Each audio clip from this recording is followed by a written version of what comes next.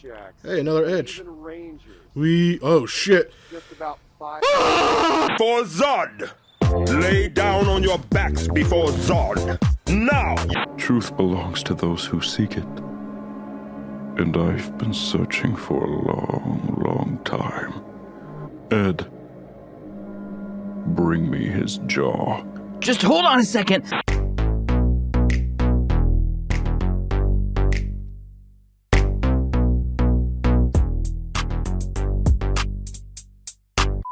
I absolutely love The Simpsons. It's been a part of my life for as long as I can remember, and there are so many classic episodes that I really enjoy. But I have to say my all-time favorites are the Treehouse of Horror episodes. With a new Treehouse of Horror set to release around the time of this recording, I thought it would be fun to get a little nostalgic. So, here are my 10 favorite segments from Treehouse of Horror. Number 10. Reaper Madness from Treehouse of Horror 14. In this segment, the Grim Reaper shows up at the Simpson house to take Bart away, but the family engages him in a hilarious chase, reminiscent of a Benny Hill skit. Death finally manages to pin Bart's shirt to the wall with his scythe. Just when he's about to send Bart to an eternity of suffering, Homer takes action and smashes Death's skull with a bowling ball in retaliation for the deaths of Snowball 1 and President JFK. Now that Death is out of the picture, no one can die. We see the fallout. Frankie the Squealer survives a hit by the Springfield Mafia. Frankie the Squealer, why won't you die? If I knew, I'd tell you, I swear. And Moe tries unsuccessfully to hang himself in his tavern. On trash day, Marge tells Homer to take Death's corpse to the curb. He does, but when he puts on Death's robe, he unwittingly becomes the new Grim Reaper. Ah, my hand! Initially, Homer refuses to take any souls, but when the robe starts crushing him, he reluctantly agrees. He ends up killing a bunch of people on God's list, and even some who aren't, until he's told to kill Marge.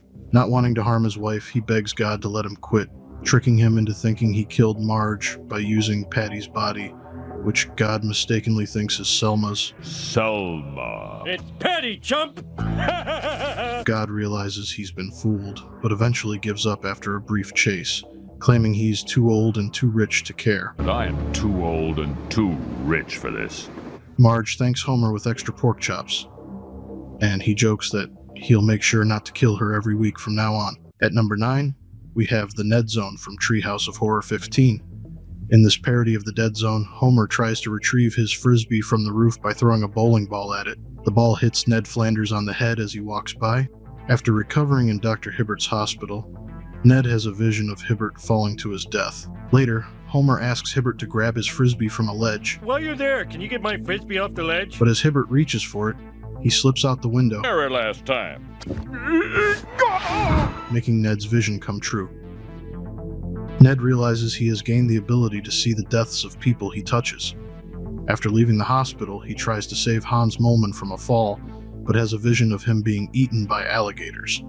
In shock, he drops Moleman into a manhole filled with alligators. He also predicts the closing of the Rosie O'Donnell musical, which he had already suspected. Well, I didn't need any special power to know that was coming. Soon after, Ned has a terrifying vision of shooting Homer, so he decides to keep it a secret and tries to avoid it by leaving Springfield. When Homer finds out, he teases Ned, even handing him Chief Wiggum's gun to shoot him with, insisting that Ned wouldn't hit him even by accident. Ooh, I'm so scared! Ned Flanders is pointing a gun at me! Ned hesitates to shoot Homer, seemingly changing the future, but then has another vision of Homer blowing up Springfield by pressing the core destruct button at the nuclear power plant. Ned rushes to the power plant to warn Homer, but his message gets scrambled over the intercom, making it sound like he's encouraging Homer to push the button. Homer, do not press the core destruct button. Press destruct button. In a panic, Ned grabs a security guard's gun and fulfills the original prediction. However, as he's dying, Homer accidentally presses the destruct button with his tongue, leading to Springfield's explosion. Oh, you stupid son of a... Ned and the Simpsons find themselves in heaven as angels, where Marge accuses Homer of blowing up Springfield just to avoid cleaning the garage, which also makes it to heaven as an angel. Just when Homer wonders if he could blow up heaven, they encounter God once again, who gives Homer what he deserves his frisbee. You got what's coming to you. Your frisbee. Cool. You guys got a good buffet up here? At number 8, we have Clown Without Pity from Treehouse of Horror 3. Originally known as The Simpsons Halloween Special, this episode features a clever parody of the Twilight Zone episode Living Doll, along with elements from the Child's Play franchise. It begins with Bart celebrating his birthday and receiving some fantastic presents, including his grandpa's Social Security money. Unfortunately, Homer forgets to buy a gift and rushes out to find something for his son. He ends up purchasing a talking Krusty doll from the House of Evil, your one-stop shop for all things wicked, which also sells frozen yogurt dubbed Frogurt. The toppings contain potassium benzoate. That's bad. Can I go now? While the doll is friendly to Bart, it has a sinister agenda towards Homer, trying to kill him repeatedly. The only one who believes Homer's claims is Grandpa. Evil! Evil! Eventually, Homer manages to trap the evil Krusty doll in a bag of dirty socks and locks it in a suitcase. He tosses the suitcase into a bottomless pit, the same one used by a mafioso to dispose of a body and by a random guy trying to get rid of a box of Whoopi Goldberg's nude photos. I was a fool to think anyone would want nude photos of Whoopi Goldberg. What the?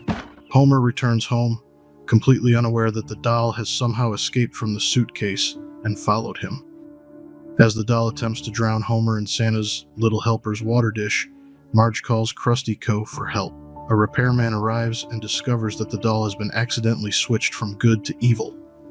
He flips the switch back to good, and after forgiving the doll for trying to kill him, Homer puts it to work as his servient. The Krusty doll then bemoans to his girlfriend, Malibu Stacy, who shares Lisa's dollhouse. Day, Homer made me give him a sponge bath. Ugh. The scene ends on a happy note as Krusty gives Stacy a kiss on the cheek, until her head suddenly falls off. Here, let me get that for you.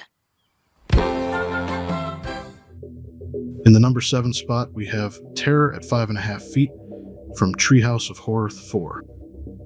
This segment is another parody of a Twilight Zone classic, Nightmare at 20,000 feet. Bart has a dream where his school bus loses control and gets run over by a semi-truck. He wakes up feeling shaken, not helped by Homer blasting a horn he stole from a marina right in his ears. As Bart and Lisa head to the school bus in the rain, Bart discovers that Principal Skinner is on board, a punishment from his mother for talking to a woman on the phone. Halfway through the ride, they pick up groundskeeper Willie, who had just mercy killed his mule. Soon after, Bart spots a gremlin clinging to the side of the bus, slowly tearing it apart. He tries to warn the others, but every time he speaks up, the gremlin hides. The first time, they think he's just being paranoid. The second time, Otto, the bus driver, mistakes Bart's warning for a comment about Hans Moleman, who is driving beside them, and knocks him off the road. Hans's car narrowly avoids hitting a tree, only to explode anyway because it's an AMC gremlin. In an effort to calm Bart's nerves, Skinner pulls the shade over the window, but Bart can't resist peeking and sees the gremlin again, which only makes him more anxious. Finally, Skinner tackles Bart and ties him up with Willie's rope. Bart convinces his seatmate, Uter, to untie him and realizes that the gremlin is about to loosen the back tire. Using the bus's emergency flares, Bart opens the window and manages to knock the gremlin off just as Skinner and Willie pull him back in.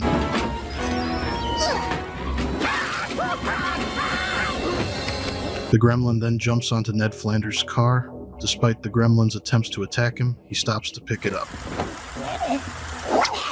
Oh, isn't that cute? He's trying to claw my eyes out. The bus arrives safely at school, albeit completely wrecked. And for once, it wasn't Otto's fault. Bart gleefully announces that he was right, but Skinner finds his behavior unacceptable and sends him off to the New Bedlam home for the emotionally interesting as punishment, which last appeared in the now controversial Season 3 premiere, Stark Raving Dad. Bart begins to relax, only to scream in terror when the gremlin shows up in the truck window, holding the severed and still talking head of Flanders. Hello, Bart!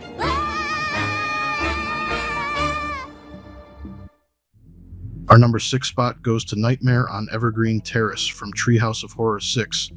In this parody of A Nightmare on Elm Street, Bart is outside playing frisbee with Santa's little helper when the terrifying groundskeeper Willie suddenly appears, intent on killing Bart. After being slashed by a rake, Bart wakes up from this nightmare, only to discover rake marks on his body. Bart, is that you? Yes? Take out the garbage. Many other kids at Springfield Elementary report similar terror at the hands of Willie in their dreams, and the horrors they experience affect them in real life. Principal Skinner insists there's nothing strange about Willie and that he simply vanished, urging the students not to question the bizarre cover-up. During a test, Martin finishes early, dozes off, and is killed by Willie in his nightmare. In reality, Martin dies in class, his face and body frozen in sheer terror. When Bart and Lisa tell Marge about Martin's death, she's puzzled about Willie's involvement, but Bart insists they never mentioned him. Marge recalls that at a PTA meeting, she, Homer, and the other parents witnessed Homer turn up the thermostat, ignoring a note that read, "Do not touch." This causes the heater to explode, igniting Willie in flames. Do not touch Willie. Good advice.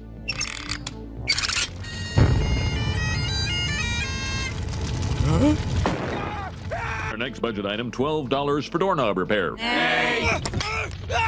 We charge fire extinguishers. Now this is a free service of the fire department. Unable to put out the fire due to an empty extinguisher, Willie burns down to a skeleton but remains alive. Angered by the parents' inaction, he vows to take his revenge by killing their children where the parents can't protect them. I'll strike where you cannot protect them. In their dreams. He then turns to ash and is discarded into a bucket. That night, Bart, Lisa, and Maggie try to stay awake to avoid dreaming, but Bart eventually succumbs and decides to confront Willie in his sleep. In the dream, he fights Willie, who shapeshifts into various forms, including a tractor, an elephant, a tank, and a rocket. Bart sets a trap for Willie in the sand pit, covering it with grass and pouring water over it. While Willie sinks into the sand, he manages to survive, transforming into a bagpipe spider, ready to finish off Bart. Now listen up. It's your basic Statue of Liberty play. With one twist, you throw it to me. Newt Rockney called it the forward pass. Now, the clock's still running, so it's important we start this play as quickly as possible. Don't dream about me no more, kid. Just then, Lisa enters the dream, trying to wake Bart up. However, since she's dreaming too, she's also fallen asleep, claiming she was just resting her eyes.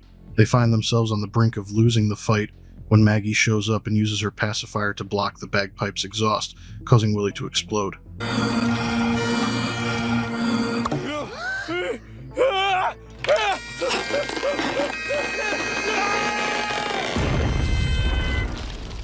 The next day, everything appears to return to normal, but Lisa remains concerned that Willie could be lurking somewhere, waiting to kill them in unimaginable ways.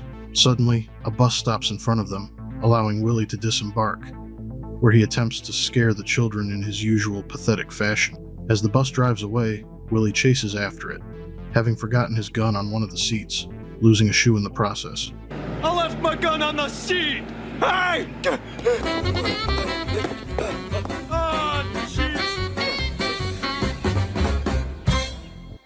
At the halfway mark, we have the Devil and Homer Simpson from Treehouse of Horror 4. In this segment, Homer dreams of being a fashion reporter at a donut modeling show while on the job. To his dismay, he finds that Carl and Lenny have eaten all the real donuts and are throwing the leftovers at an old man for fun. Desperate for a treat, he exclaims that he would sell his soul for a donut. At that moment, the devil appears, surprisingly taking the form of Ned Flanders, and offers him one. Homer signs a contract and receives a donut, but just as he's about to take a bite, he realizes that as long as he doesn't finish it, the contract is void. The devil warns him that he will end up in hell sooner or later before vanishing. That night, half asleep and craving a midnight snack, Homer mindlessly devours the last piece of the donut. The devil reappears, starting to drag him into hell. The commotion wakes the family, and Lisa pleads with the devil for a fair trial. He reluctantly agrees, insisting that Homer must spend a day in hell first. In hell, Homer finds himself chopped into pieces and subjected to an ironic punishment. Being force-fed every donut in the world, he manages to eat them all, much to the surprise of the torturous demon in charge. I don't understand it. James Coco went mad in 15 minutes. Meanwhile, the family hires Lionel Hutz to defend Homer in the trial. At midnight, the devil arrives with the Grim Reaper, who serves as the judge alongside Homer, trapped in a fiery cage. The devil and Hutz haggle over trial specifics. Hutz insists on bathroom breaks, while the devil demands the right to choose the jury. The jury features some of history's most infamous figures: Benedict Arnold, Lizzie Borden, Richard Nixon, who was still alive at the time this episode aired, John Wilkes Booth, Edward Teach, better known as Blackbeard the Pirate, John Dillinger, and the notorious starting lineup of the 1976 Philadelphia Flyers, dubbed the Broad Street Bullies. The trial does not go in Homer's favor. When the devil presents proof of their deal, Hutz excuses himself to go to the bathroom and leaps out the window in a panic.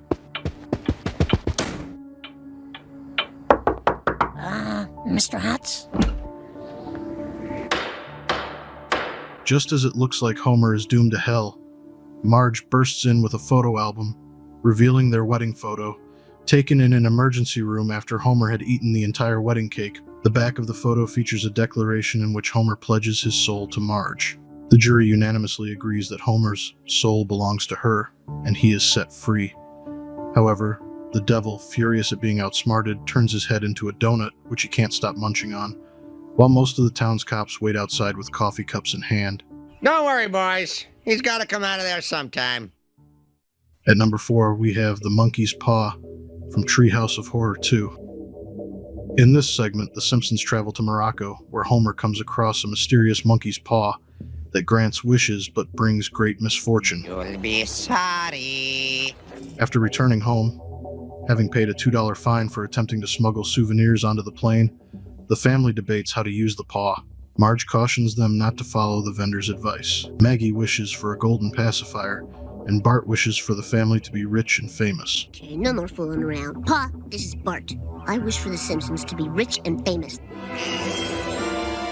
While Maggie's wish seems harmless, the money and fame quickly result in a public backlash against the Simpsons, who find themselves featured on everything from t-shirts to billboards promoting mammogram tests. Oh, is there anything they won't do? In an effort to correct the situation, Lisa wishes for world peace. However, this backfires when Kang and Kodos, noticing Earth's newfound vulnerability, conquer it and enslave humanity. We come to you in the spirit of hostility and menace. Now, let's be reasonable. We can resolve our differences peacefully. Ow.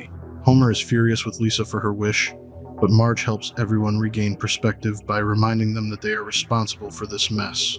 Wanting to rid themselves of the aliens, Marge urges Homer to make them leave. He hesitates, pointing out that Marge was against using the monkey's paw in the first place. Eventually, he decides to make a wish for something simple: a turkey sandwich without any weird surprises, believing it to be a safe choice. When the sandwich arrives, it looks perfect, except the turkey is a little dry. This minor imperfection sends Homer into a fit of rage, and he throws the monkey's paw away. As fate would have it, Ned Flanders witnesses Homer discarding the paw and, thinking it will bring misfortune to his neighbor, he offers it to Ned. To Homer's surprise, Ned's first wish, to get rid of the aliens, actually frees humanity, and he becomes a hero. Kneel before my slingshot, puny earthling. Well, I guess my first wish is to get rid of those awful aliens. He's got a board with a nail in it. And save humanity, will ya? Shortly after, Flanders makes another wish, asking for his home to turn into a castle, much to Homer's annoyance. Later, after experiencing a nightmare, Lisa goes to Bart's room and wakes him up, asking if she can sleep in his bed. Bart tells her to get lost, but when she offers him a candy necklace, he decides to let her join him. As she climbs into his bed and thanks him, Bart replies, "Less talk, more sleep," staring at the Krusty the Clown Jack in the Box on his bedside table before drifting back into slumber. At number 3, we have Nightmare Cafeteria from Treehouse of Horror 5. In this chilling parody of Soylent Green, Bart devises a plan for his classmates to turn their desks away from the door before Mrs. Krabappel enters, a scheme that ultimately lands him in detention. However, Principal Skinner decides that Bart will serve his detention in the cafeteria, which is overcrowded. There, he learns from Lunch Lady Doris that recent budget cuts have forced the school to serve grade F meat, sourced from dubious origins. When Jimbo accidentally spills stew on himself, Skinner tastes it and finds it surprisingly delicious. Soon he recruits Jimbo to help in the kitchen, where Jimbo meets a grim fate and is ultimately cooked and served as a new dish called Sloppy Jimbo. It's hard for me to clean this giant pot when you keep spilling meat tenderizer all over me. Oh, great. Now I gotta work in the dark. In a horrifying twist, Skinner hatches a plan to deal with the surplus of students. They will start consuming those in detention. As Bart and Lisa begin to realize Jimbo is missing, they connect the dots when Uter cuts in line for the sloppy Jimbo and is later served as Uterbraten. Lisa grows increasingly suspicious, while Skinner chillingly remarks that there's a little Uter in all of us. Oh, relax, kids. I've got a gut feeling Uter's around here somewhere. After all, isn't there a little Uter in all of us? Determined to uncover the truth, Bart and Lisa try to tell their mother, Marge, about the bizarre happenings at school, but she dismisses their concerns, believing they need to learn to handle their own problems. The next day, they return to find even more students have entered permanent detention. The remaining students are crammed into a single class, now taught by a noticeably overweight Mrs. Krabappel. Feeling the danger closing in, Bart, Lisa, and Milhouse decide to make a run for it after witnessing other students trapped in hamster cages. As they attempt to escape, they encounter Lunch Lady Doris wielding a spinning egg beater, and groundskeeper Willie tries to help but is swiftly killed by Skinner. In a desperate struggle, the trio finds themselves cornered on a ledge above a massive food processor. Bart reassures Lisa and Milhouse that something will save them, but when Milhouse falls into the processor and is gooified, Bart realizes the situation is dire. He tries to comfort Lisa, but when they both tumble into the blades, they meet a gruesome end. Just as they perish, Bart wakes up in a panic, relieved to find it was only a nightmare. However, his relief is short-lived when a mysterious fog seeps into the house, turning the family inside out. Stupid cheap weather stripping!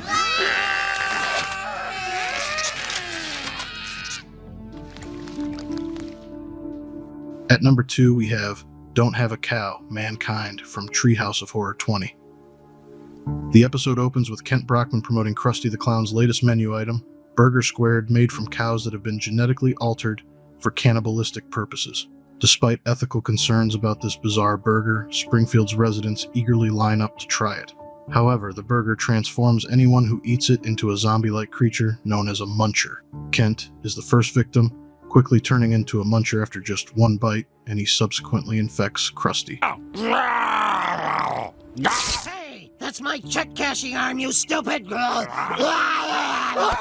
As the muncher virus spreads throughout Springfield over 28 days, many familiar faces, including Ned Flanders, Moe, and various townsfolk, succumb to the infection. The Simpson family barricades themselves in their home, refusing to let anyone in, even Grandpa, who gets infected outside. Please let me in! How do I know you're not a muncher? I'm your father and I need your help! I can't make sense of that muncher talk!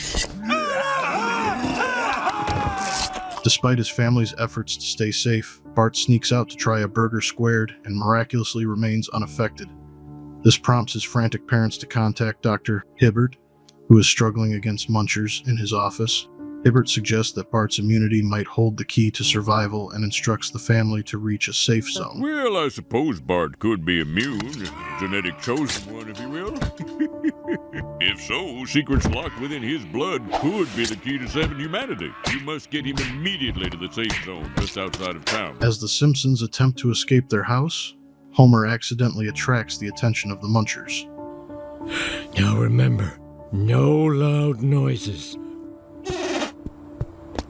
Oh man, that breeze feels good! Leading to a chaotic chase through their home. Wolf Castle is seen heroically fighting off the munchers, but quickly becomes another victim. Just as the family is overwhelmed, Apu arrives in an armored SUV, rescuing them and driving them towards safety. Wolf, I will get out and push, no matter what. Bart must make it to the safe zone. That was so noble of Apu to give his life for us. Where are you going? You're supposed to stop at the bottom and wait for me.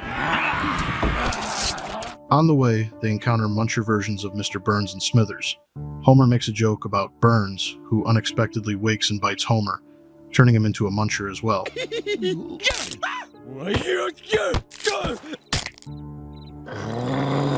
The family reaches the safe zone, where soldiers reveal they need to consume Bart to gain his immunity. Marge resists this horrifying proposition, and it is later revealed that the survivors can cure the Munchers by using Bart's antibodies in a soup.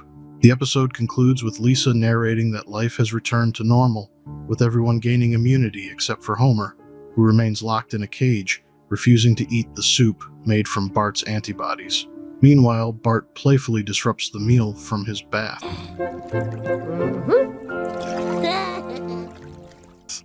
The #1 spot goes to the Shinning from Treehouse of Horror 5, a brilliantly executed parody of Stanley Kubrick's iconic horror film based on Stephen King's novel. The narrative of the episode unfolds as the Simpsons family is hired to act as caretakers for Mr. Burns' summer estate. Homer, portrayed in a comical light, is easily distracted and ends up making repeated trips to secure their house, thus neglecting Grandpa in the process. Oh no! We left Grandpa back at the gas station! What about Grandpa? Upon arrival, Burns gives them a tour, revealing the mansion's ominous history, which includes its construction on an ancient Indian burial ground and its hosting of satanic rituals. A blood-filled elevator opens ominously, but Burns brushes it off with dark humor. That's odd. Usually the blood gets off at the second floor. Bart discovers a shortcut through a hedge maze using a chainsaw. This annoys groundskeeper Willie, who warns Bart that he possesses the Shinning. Bart corrects him, saying it's the Shining. You've got the Shinning! You mean shining. Shh! You wanna get sued? Meanwhile, Mr. Burns and Smithers cut off the family's television and beer supply, believing this will keep Homer productive. Smithers expresses concern that such deprivation will drive Homer insane, like previous caretakers. Perhaps. Tell you what, we come back and everyone's slaughtered, I owe you a Coke. Homer's lack of distractions drives him mad, and he ponders killing his family in exchange for a beer, as suggested by a ghostly Moe. Marge discovers Homer's typed message. No TV and no beer make Homer go crazy. This leads to a comedic exchange, with Homer nearly attacking Marge during a heated argument. When Homer lunges at Marge, she uses a baseball bat labeled "break glass" in case of spousal insanity to subdue him. Come on! Give me the bat! Give me the bat!